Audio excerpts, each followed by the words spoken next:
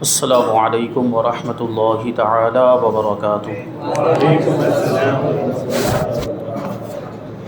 الحمد للہ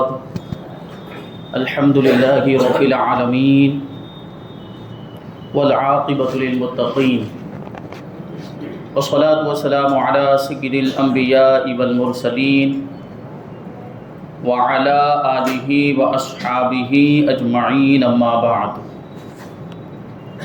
فاعوذ باللہ من الشیطان الرجیم، بسم اللہ الرحمن الرحیم۔ والنجم اذا هوى ما ضل صاحبكم وما غوى وما ينطق عن الهوى ان هو الا وحی یوحى۔ صدق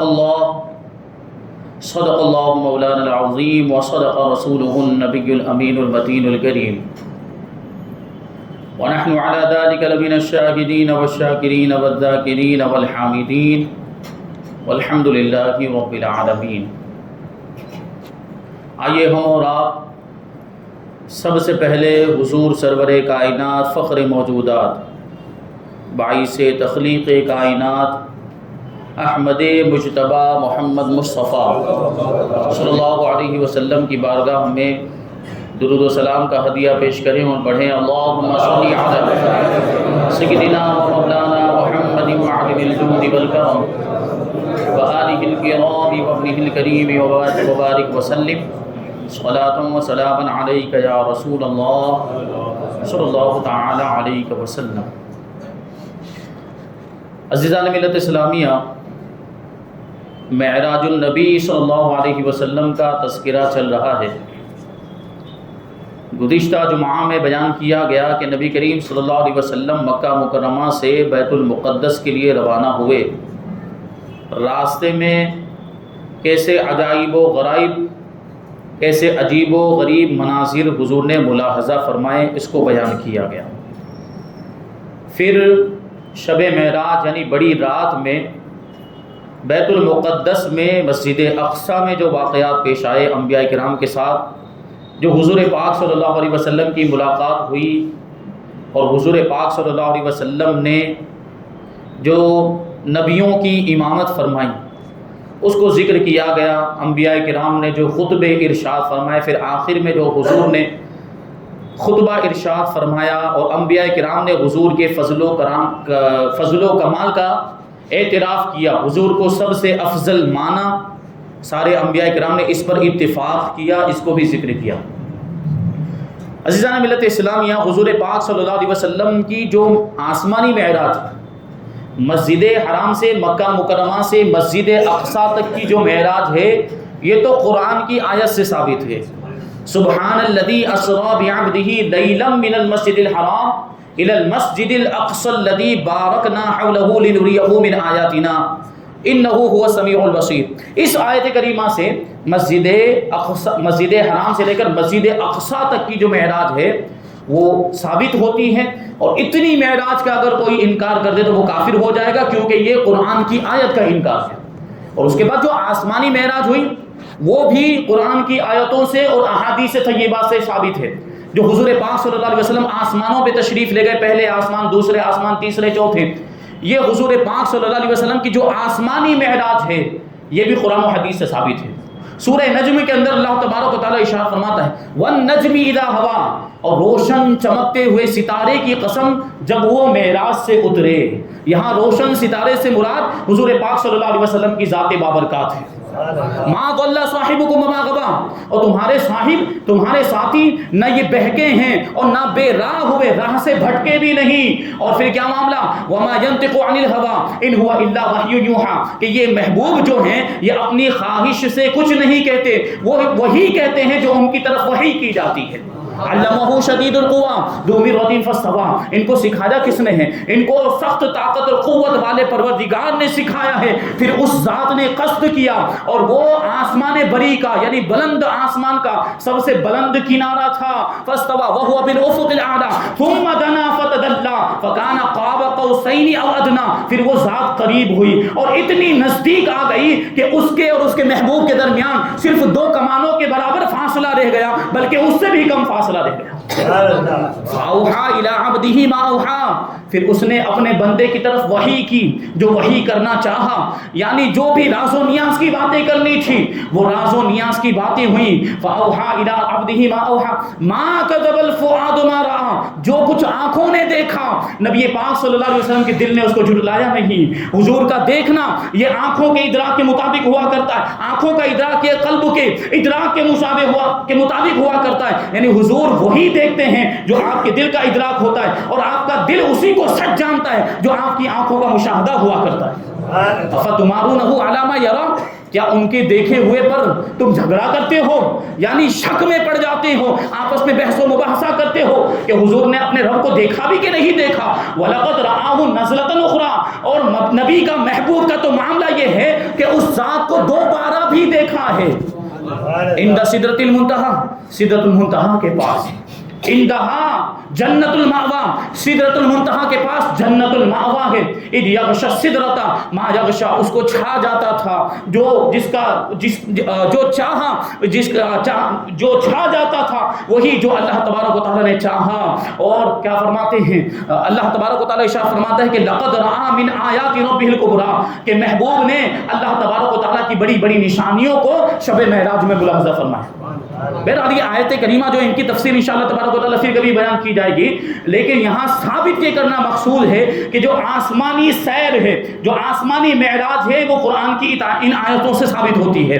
حضور پاک صلی اللہ علیہ وسلم آسمانوں پہ تشریف لے گئے، یہ قرآن سے بھی ثابت، حدیثوں سے بھی ثابت ہے. جب مسجد اقصی میں، بیت المقدس میں حضور پاک صلی اللہ علیہ وسلم انبیاء کرام کی ملاقات اور انبیاء کرام کی امامت سے فارغ ہوئے تو حضور پاک صلی اللہ علیہ وسلم کی خدمت میں ایک سونے کی سیڑھی اور ایک چاندی کی سیڑھی پیش کی گئی کہ اس پر سے تشریف لے جائیں آسمانوں کی طرف.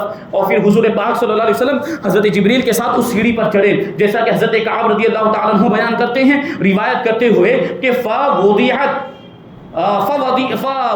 له مرقاة من فضة ومرقاة من ذهب فرعج هو وجبریل، کہ نبی کریم صلی اللہ علیہ وسلم کے لیے ایک چاندی کی سیڑھی لائی گئی اور ایک سونے کی سیڑھی لائی گئی. پھر حضور پاک صلی اللہ علیہ وسلم حضرت جبریل کے ساتھ اس سیڑھی کے ذریعے آسمانوں کی طرف روانہ ہوئے. ایک اور روایت جس کو بیان کیا ہے معراج المصطفیٰ یا شان مصطفیٰ نام کی کتاب کے اندر اس کو بیان کیا ہے. وہ روایت اس طریقے سے ہے کہ انہو اتیا بالمعراج من جنت الفردوس وانہو منزد باللؤلؤ عن یمینہ ملائکہ وعن یسارہ ملائکہ، کہ وہ جو سیڑھی تھی جو آسمان پر چڑھنے کے لیے لائی گئی تھی شب معراج میں، وہ جنت الفردوس سے لائی گئی تھی اور اس کو جنتی موتیوں سے سجایا گیا تھا، اس کو آراستہ جنتی موتیوں سے مزین کیا گیا تھا. اور اس سیڑھی کا معاملہ یہ تھا کہ اس کے دائیں جانب بھی فرشتے تھے اور بائیں جانب بھی فرشتے تھے.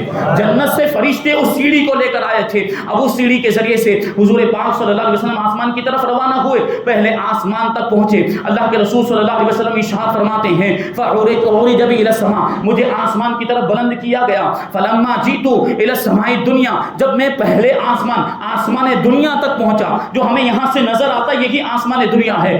جب میں آسمان دنیا تک پہنچا قال جبریل افتح، قال جبریل لخازن السماء افتح، تو حضرت جبریل علیہ السلام نے آسمان کے داروغہ سے کہا کہ دروازہ کھولو. تو داروغہ نے کیا جواب دیا؟ من ھذا، یہ کون ہے جو دروازہ کھلانے کی بات کر رہا ہے؟ حضرت جبریل نے کہا ھذا جبریل، میں جبریل ہوں، دروازہ کھلوانے کے تعلق سے جو عرض کر رہا ہے وہ جبریل. تو فرشتے جو آسمان کے جو فرشتے اور آسمان کے جو داروغہ تھے، پہلے آسمان کے داروغہ، وہ کہتے ہیں حل معک احد، کیا تمہارے ساتھ کوئی اور بھی ہیں؟ کیا تمہارے ساتھ کوئی اور بھی تشریف لائیں؟ حضرت جبریل کہتے ہیں نعم معی محمد صلی اللہ علیہ وسلم، ہاں میرے ساتھ محمد رسول اللہ صلی اللہ علیہ وسلم تشریف لائے ہیں. تو جو آسمان کے داروغہ تھے وہ کہنے لگے ارسل الیہ، کیا انہیں بلایا گیا ہے، انہیں پیغام دیا گیا ہے، تشریف لانے کی ان کو دعوت دی گئی ہے؟ حضرت جبریل نے کہا نعم، ہاں ان کو بلایا گیا ہے، اللہ تبارک و تعالیٰ نے ان کو بلایا ہے اور رب کی بارگاہ میں حاضر ہونے کے لیے تشریف لے جا رہے ہیں. تو کیا ہوا؟ ففتح، آسمان دنیا کا دروازہ کھول دیا گیا. پہلے آسمان کا دروازہ کھول دیا گیا. حضور ارشاد فرماتے ہیں علونا الی السماء الدنیا، تو ہم آسمان دنیا پر پہنچ گئے. اور جب آسمان دنیا میں ہم داخل ہوئے اور میں نے دیکھا وہاں پر ایک شخص بیٹھے ہوئے ہیں. فَإِذَا رَجُلٌ قَاعِدٌ فَإِذَا رَجُلٌ قَاعِدٌ عَنْ يَمِينِهِ أَسْوَدَ وَعَنْ يَسَارِهِ أَسْوِدَ عَنْ يَمِينِهِ أَسْوِدَ وَعَنْ يَسَارِهِ أَسْوِدَ. میں نے دیکھا کہ ایک شخص بیٹھے ہوئے ہیں اور ان کے دائیں جانب کچھ لوگ ہیں اور ان کے بائیں جانب بھی کچھ لوگ بیٹھے ہوئے ہیں. اور معاملہ یہ ہے کہ اذا نظر عن يمينه ضحكا واذا نظر قبل شماله بكى. اور اس شخص کا وہ جو شخص بیٹھے ہوئے تھے ان کا معاملہ یہ تھا کہ جب اپنی دائیں جانب دیکھتے تھے تو مسکرانے لگ جاتے اور جب اپنی بائیں جانب دیکھتے تھے الٹے ہاتھ کی طرف دیکھتے تھے تو رونے لگ جاتے تھے. ان کا چہرہ غمگین ہو جاتا تھا. تو انہوں نے جب مجھے دیکھا تو مجھے دیکھنے کے بعد کہنے لگے مرحبا بالنبی صالح والابن صالح، نبی صالح اور ابن صالح کو خوش آمدید ہو. ایسے نبی کو خوش آمدید جو صالح اور نیک ہے اور ایسے بیٹے کو خوش آمدید جو صالح اور نیک ہے. حضرت جبریل سے حضور پاک صلی اللہ علیہ وسلم نے ارشاد فرمایا من ھذا، یہ جو شخص بیٹھے ہوئے ہیں یہ کون ہیں؟ حضرت جبریل نے کہا ھذا آدم، یہ حضرت آدم علیہ السلام ہیں اور ان کے بائیں جانب اور دائیں جانب جو لوگ بیٹھے ہوئے ہیں یہ ان کی اولاد کی روحیں ہیں. فاہل الیمین منہم اہل الجنۃ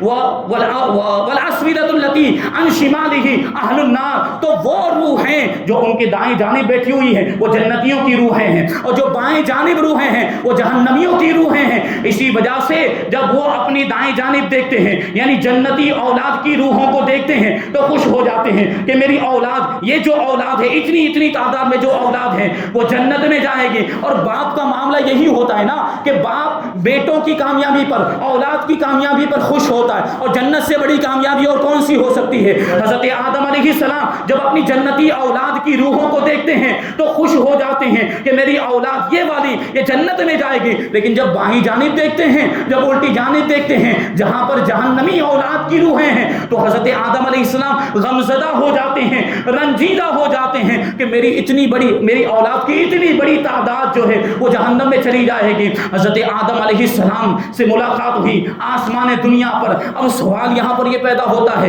بدعقیدوں کی طرف سے، بد مذہبوں کی طرف سے. یہ بخاری شریف کے اندر بھی روایت موجود ہے، مسلم شریف کے اندر بھی، مشکات شریف کے اندر بھی یہ روایت موجود ہے کہ حضور پاک صلی اللہ علیہ وسلم جب آسمانوں کی سیر کے لیے تشریف لے گئے تو ہر آسمان پر جب حضرت جبریل نے دروازہ کھولنے کے لیے کہا تو فرشتوں نے پوچھا تھا کہ کون آیا ہے، اور فرشتوں نے جبریل کے جواب پر کہ میں جبریل ہوں. پھر آگے یہ سوال پوچھا کہ آپ کے ساتھ کون آئے؟ تو حضرت جبریل نے کہا کہ محمد رسول اللہ صلی اللہ علیہ وسلم تشریف لائے. پھر ہر آسمان کے جو داروغہ فرشتے تھے انہوں نے پوچھا تھا کہ کیا ان کو بلایا گیا ہے، کیا ان کو پیغام دے کر دعوت دی گئی ہے. یہ ہر آسمان کے داروغہ فرشتے نے پوچھا. اب سوال یہ پیدا ہوتا ہے کہ کیا یہ ساتوں آسمانوں کے فرشتوں کو معلوم نہیں تھا کہ حضور پاک صلی اللہ علیہ وسلم کو معراج کرائی جانے والی ہے، حضور کو اللہ کی بارگاہ میں حاضر ہونا ہے، اللہ تبارک و تعالی نے حضور کو بلایا ہے؟ کیا یہ آسمان کے فرشتوں کو معلوم نہیں تھا؟ یہی سوال تو پیدا ہوتا ہے اور اس کا جواب اہل سنت و جماعت کے علماء یوں دیتے ہیں. بخاری شریف کے اندر ایک حدیث پاک ذکر کی گئی ہے آسمان کے جو فرشتے ہیں ان کا علم نہ ہونا، معراج کے تعلق سے ان کو علم نہ ہونا، یہ اس حدیث پاک کے خلاف ہے. حدیث میں ارشاد فرمایا فَيُسْتَبْشَرُ بِهِ إِلَى السَّمَاءِ کہ حضور پاک صلی اللہ علیہ وسلم کے آنے کی خوشیاں آسمانوں پر بھی منائی جا رہی تھی اور خوشخبریاں اور یہ پیغام آسمانوں میں بھی عام کر دیا گیا تھا اور یہ خوشخبری آسمان والوں کو بھی سنائی گئی تھی. فرشتے بھی خوشیاں منا رہے تھے کہ حضور تشریف لائیں گے، آسمانوں پر تشریف لائیں گے تو آسمانوں کی عظمت و بلندی میں 4 چاند لگ جائیں گے. علامہ ابن حجر اسقلانی اس حدیث پاک کے تحت لکھتے ہیں کأنہم کانوا علموا انہ سیغرج بہ فکانوا منتظرین لذلک.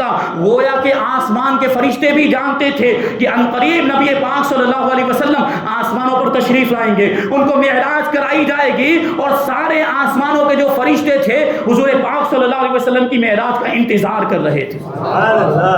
مطلب کیا ہوا کہ آسمان کے فرشتوں کو معلوم تھا، آسمانوں کے فرشتے جانتے تھے کہ حضور پاک صلی اللہ علیہ وسلم تشریف لانے والے ہیں، حضور کو معراج کرائی جائے گی. یہ آسمان کے فرشتے جانتے تھے. لیکن پھر سوال کرنے کا کیا مطلب ہوا؟ جب ان کو علم تھا کہ حضور تشریف لانے والے ہیں، جب فرشتے جانتے تھے کہ حضور کو معراج کرائی جائے گی، حضور کو بلایا جائے گا، تو پھر سوال کیوں کیا؟ تو یہ جو سوال تھا یہ لا علمی کی وجہ سے نہیں تھا، معلوم نہ ہونے کی وجہ سے نہیں تھا. یہ سوال میں حکمت، کیونکہ بہت سے سوال ہوتے ہیں جس میں حکمت ہوتی ہے. جیسے استاذ جب پڑھاتا ہے، ٹیچر جب پڑھاتا ہے، تو جو اسٹوڈنٹ ہوتے ہیں، جو طلبہ پڑھنے والے ہوتے ہیں، ان سے سوال پوچھتا ہے کہ نہیں پوچھتا؟ سبق پڑھانے کے بعد یہ سبق میں نے پڑھایا، چلو اب اس سبق کے بارے میں تم سے سوال کروں گا تو تم کو جواب دینا. تو کیا اس کا مطلب یہ ہوتا ہے کہ استاذ کو ان کا جواب معلوم نہیں ہے؟ معلوم ہوتا ہے، لیکن وہ سامنے والے جو طلبہ اور اسٹوڈنٹ ہیں ان کی جو ہے صلاحیت کو جانچنا چاہتا ہے، اس لیے وہ سوال کرتا ہے. اسی طریقے سے یہاں پر بھی جو فرشتوں نے سوال کیا تھا تو اس میں حکمت تھی. پہلی حکمت یہ ظاہر کرنا مقصد تھا کہ وہ عزت و کرامت کے مخصوص دروازے جو حضور پاک صلی اللہ علیہ وسلم کے لیے ہی کھولے جانے تھے، یہ اس لیے سوال کیا تھا کہ آج ان دروازوں کو کھولنا ہے کہ نہیں کھولنا، جو خاص حضور کی عظمت اور حضور کی کرامت کو ظاہر کرنے کے لیے بیان کیے گئے. اور یہ دروازے وہ دروازے تھے جو جبرائیل کے لیے بھی نہیں کھلتے تھے، جو حضرت جبرائیل کے لیے بھی بند تھے، وہ آج دروازے کھلنے والے تھے. جو خاص عزت و کرامت کے دروازے حضور پاک صلی اللہ علیہ وسلم کے لیے بنائے گئے. اس لیے فرشتوں نے پوچھا کہ کیا حضور بھی تشریف لائیں؟ اگر حضور تشریف لائے ہوں تو وہ جو مخصوص دروازے ہیں وہ آج کھول دیے جائیں. اور دوسری حکمت یہ تھی کہ فرشتوں نے سوال پوچھا کہ آپ کے ساتھ کون ہیں؟ تو حضرت جبریل نے کہا کہ محمد الرسول اللہ ہیں. پھر فرشتوں نے پوچھا کہ کیا ان کو بلایا گیا ہے؟ تو حضرت جبریل نے ہاں میں جواب دیا. حضرت جبریل کا اقرار کرنا یہ بھی حضور پاک صلی اللہ علیہ وسلم کی فضیلت کی دلیل ہے.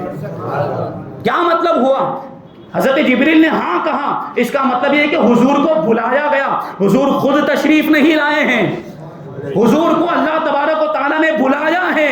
اب آپ غور کریں، جو اہل محبت ہیں وہ جانتے ہیں کہ بلانے میں اور خود آنے میں بڑا فرق ہوتا ہے. خود جاتا ہے آدمی تو اس کو اشتیاق ہوتا ہے، اس کو شوق ہوتا ہے ملاقات کا، اس کو خواہش و تمنا ہوتی ہے، اس لیے خود جاتا ہے. لیکن بلایا جاتا ہے، اس کا مطلب کیا ہے کہ سامنے والے کو، محب کو، محبت کرنے والے کو محبوب کی ملاقات کا اشتیاق ہے. یعنی اللہ تبارک و تعالیٰ خود اپنے حبیب سے ملاقات کرنا چاہتے ہیں. تو یہ حکمت بھی ظاہر کرنا مقصود تھی کہ یہ سوال و جواب ہو، پھر یہ جو ثابت ہو جائے اس کے ذریعے سے کہ حضور پاک صلی اللہ علیہ وسلم کو بلایا گیا، حضور خود تشریف نہیں لائے. اب دیکھیں یہاں پر حضور پاک صلی اللہ علیہ وسلم کی ملاقات حضرت آدم علیہ السلام سے ہوئی. اسی طریقے سے آگے آپ ملاحظہ کریں گے کہ آسمانوں پر بھی بہت سارے انبیاء کرام سے، دوسرے آسمان پر حضرت یحییٰ اور عیسیٰ علیہ السلام سے ملاقات ہوئی، تیسرے آسمان پر حضرت یوسف. اسی طریقے سے جب واقعات بیان کیے جائیں گے تو آپ دیکھیں گے کہ انبیاء کرام سے ملاقات ہوئی. جلالین شریف کے حاشیے میں ہے کہ لقیہ آدم علیہ السلام ای بروحہ و جسدہ معا، کہ حضور پاک صلی اللہ علیہ وسلم کی حضرت آدم علیہ السلام سے جو ملاقات ہوئی تو صرف حضرت آدم علیہ السلام کی روح موجود نہیں تھی، بلکہ حضرت آدم علیہ السلام کا جسم بھی موجود تھا. حضرت آدم علیہ السلام کے جسم سے بھی ملاقات ہوئی اور ان کی روح سے بھی ملاقات ہوئی. بقیت الانبیاء الآتی ذکرهم فی السماوات السبع فإن النبی اجتمع بهم، کہ نبی کریم صلی اللہ علیہ وسلم جیسے سارے انبیاء کرام جو آسمانوں پر حضور کی ملاقات ہوئی نبی کریم صلی اللہ علیہ وسلم سے، تو وہ سارے انبیاء کرام بھی اپنے جسم و روح کے ساتھ موجود تھے آسمانوں پر. جیسا کہ نبی کریم صلی اللہ علیہ وسلم کی ملاقات سارے انبیاء کرام سے بیت المقدس میں ہوئی، تو بیت المقدس میں بھی سارے انبیاء کرام اپنے جسم و روح کے ساتھ موجود تھے. اس سے کیا پتا چلا کہ انبیاء کرام زندہ ہیں اور جسمانی زندگی کے ساتھ زندہ ہیں، اور اپنے جسم کے ساتھ، اپنی روح کے ساتھ جہاں چاہیں وہاں تشریف لے جا سکتے ہیں. دیکھیں پل بھر میں بیت المقدس میں بھی موجود ہیں انبیاء کرام، اور اسی ساعت میں وہی انبیاء کرام آسمانوں پر بھی موجود ہیں.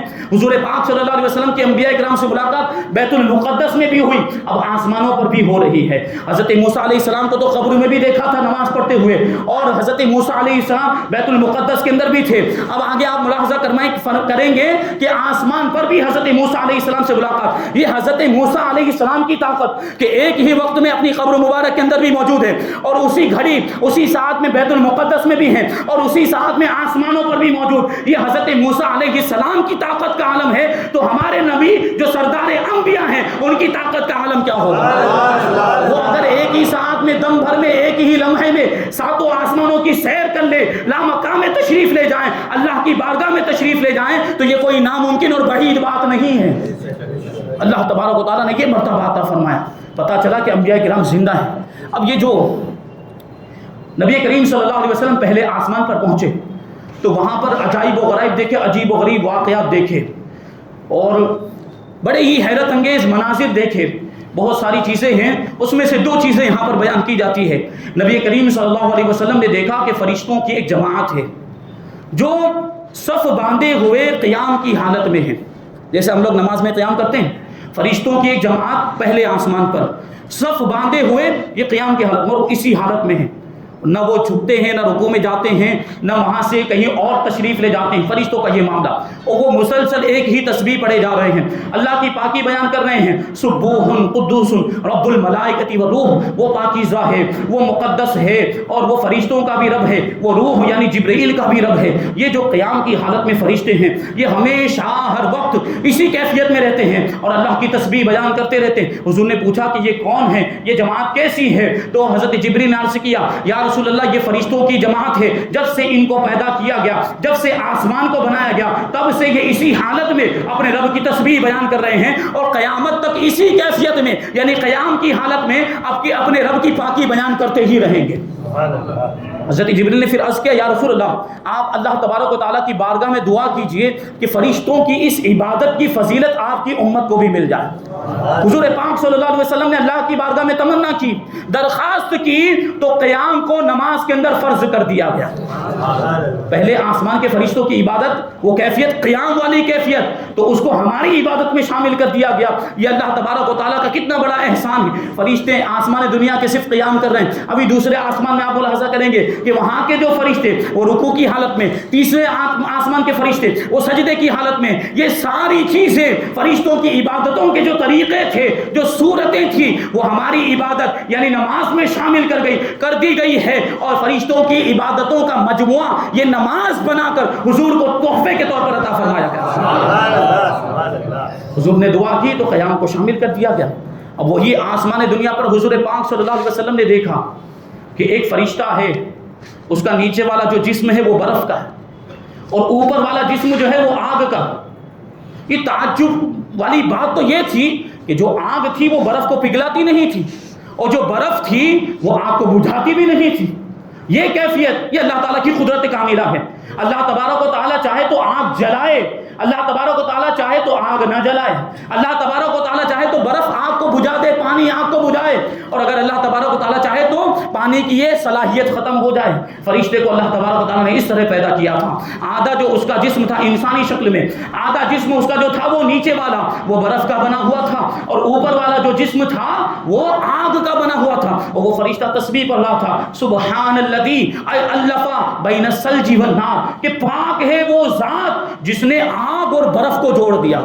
دونوں کی طبیعتیں الگ الگ ہیں، لیکن اس کے باوجود اللہ تبارک و تعالیٰ کی قدرت کاملہ کہ آگ اور برف کو جوڑ دیا، وَأَلَّفَ بَيْنَ قُلُوبِ عِبَادِهِ الصَّالِحِينَ، اور بالکل اسی طریقے سے اللہ تبارک و تعالیٰ نے اپنے نیک بندوں کے دلوں کو بھی جوڑ دیا ہے۔ یہ جو مومن بندے ہوتے ہیں، جو اللہ کے نیک بندے، ایک دوسرے سے محبت کیا کرتے ہیں، ان میں ایک دوسرے سے محبت، ایک دوسرے کے لیے خیر خواہی اور ہمدردی، بھلائی کا جذبہ ہوتا ہے۔ کبھی بھی ایک مومن مسلمان اپنے دوسرے مومن بھائی کو نقصان پہنچانے کا تصور بھی اپنے ذہن میں نہیں لا سکتا۔ یہ بات ہمیں ذہن میں رکھنی ہے۔ یہ جو حسد اور کینہ، یہ جلن کی جو کیفیت ہمارے اندر پیدا ہو گئی، ان بیماریوں کو ختم کریں۔ اپنے بھائیوں سے جل رہے ہیں، ارے مومن بھائی کو تو جتنا ہو سکے اتنا ترقی کروانا چاہیے، اس کی کامیابی کے لیے اتنی زیادہ کوششیں کرنی چاہیے، تو ہم تو گرانے کی کوششیں کرتے ہیں، ہم تو نقصان پہنچانے کی کوشش کرتے ہیں۔ یہ ایمان والوں کی شان نہیں ہے۔ ایمان والوں کا طریقہ تو یہ ہوتا ہے کہ اپنے بھائیوں کی جتنی ہو سکے اتنی مدد کرتے ہیں۔ تو جو مالدار ہیں، جو اصحاب ثروت ہیں، اگر وہ مدد کے طور پر اپنے غریب بھائیوں کی کچھ مدد کر دیں تاکہ ان کی بھی ترقی ہو جائے، تو اس سے مسلم معاشرہ، یہ مسلم سوسائٹی جو ہے وہ ترقی کرے گی کہ نہیں کرے گی؟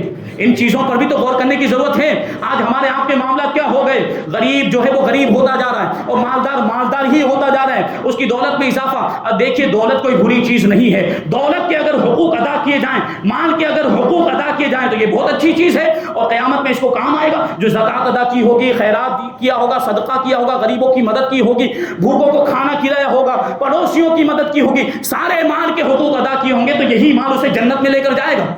لیکن اگر مال خوب کما لیا لیکن اس کے حقوق ادا نہیں کیے، مال بہت زیادہ موجود ہے لیکن زکوٰۃ نہیں دے رہا، صدقہ نہیں کر رہا، غریبوں کی مدد نہیں کر رہا، خیرات نہیں کر رہا، پڑوسی بھوکے ہیں ان کا کوئی خیال نہیں ہے، تو یہی مال اس کے لیے وبال جان بنا دیا جائے گا۔ یہ سانپ اور اژدہے کی شکل میں اس کے گلے میں ڈال دیا جائے گا قیامت کے دن۔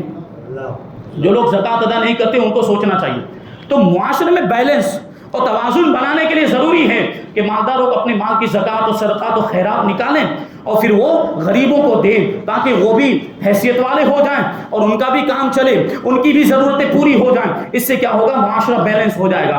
آج ضرورت اس بات کی ہے کہ جو مالدار ہیں وہ اس طرف توجہ دیں کہ ہمارے خود کے اسکولز ہوں، ہمارے خود کے کالجز ہوں، ہمارے خود کے ہاسپٹلز ہوں، یہ جو بھی فلاحی ادارے ہیں یہ ہمارے خود کے ہونے چاہیے۔ ہم آئے دن واقعہ سنتے رہتے ہیں کہ غیروں کے ہاسپٹل میں گئے تو ایسے ایسے معاملات ہوئے، اور ہماری خاص طور پر جو خواتین، حاملہ خواتین، پریگننٹ خواتین ہوتی، ان کے کیس بگاڑے جاتے ہیں۔ نارمل ڈیلیوری ہونے والی ہوتی ہے لیکن جان بوجھ کر سیزر کیا جاتا ہے تاکہ آگے اولاد پیدا کرنے میں دشواریوں کا سامنا کرنا پڑے۔ یہ مسلمانوں کی تعداد کم کرنے کی کوششیں کی جا رہی ہے۔ ہم کیا کر رہے ہیں؟ اب ضرورت ہے کہ نہیں کہ ہم اپنا ہاسپٹل تعمیر کریں، اپنا ایک ہاسپٹل ہو، ہم اپنے مطابق اپنے ڈاکٹروں کو رکھیں، مسلمان ڈاکٹروں کو رکھیں۔ آج معاملہ یہ ہو گیا کہ ہمارے بچے پہلے تو پڑھتے ہی نہیں ہیں، پہلے تو اعلیٰ تعلیم حاصل ہی نہیں کرتے، اور جو ہمارے مسلمان بچے جو ڈاکٹر بن جاتے، انجینئر بن جاتے، ان کو نوکریاں نہیں ملتی۔